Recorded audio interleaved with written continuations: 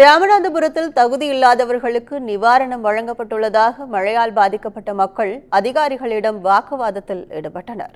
மேகவெடிப்பு காரணமாக ராமநாதபுரத்தில் பெய்த கனமழையால் தாழ்வான பகுதிகளிலும் குடியிருப்புகளுக்குள்ளும் வெள்ள நீர் சூழ்ந்தது. இதனால் மக்களின் இயல்பு வாழ்க்கை பெரிதும் பாதிக்கப்பட்டது.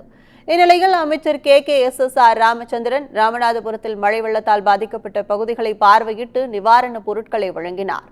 இதையடுத்து சக்கரக்கோட்டை ஊராட்சிக்குட்பட்ட மேல சோத்தூரணி பகுதியில் முகாமில் தங்க வைக்கப்பட்டுள்ள மக்களுக்கு அமைச்சர் நிவாரணப் பொருட்களை வழங்கினார்.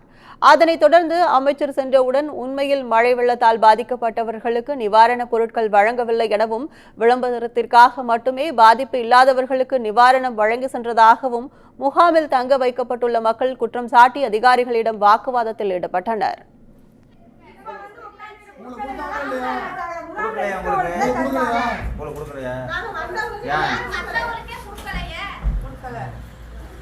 சார், அதாவது அவங்க கனெக்ட் பண்ணி எடுத்துட்டு போயிட்டாங்க.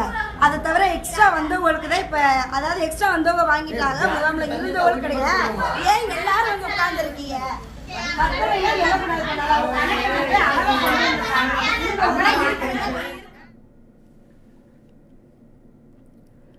பின்னர் மழை காலத்தில் தாங்கள் இதே நிலைக்கு தள்ளப்படுவதாகவும் தங்களுக்கு நிவாரணப் பொருட்கள் வேண்டாம், வீடுகளை சீரமைத்து நிரந்தர தீர்வை ஏற்படுத்தி கொடுங்கள் என அதிகாரிகளிடம் கோரிக்கை வைத்தனர்.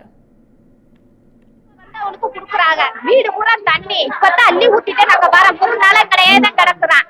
எங்களுக்கு ரொம்ப சிரமமா இருக்கு. இந்த வீட்டை கட்டி கொடுங்க, வீட்டை போய் பாருங்க. அமைச்சர் வந்து எங்களுக்கு எதுவுமே கொடுக்கல, வந்தவங்களுக்கு தான் கொடுத்துட்டு போனாரு. பொருள் எல்லாம் எங்களுக்கு வேணும், இந்த வீட்டை மட்டும் எங்களுக்கு கட்டி கொடுத்தாலே போதும்.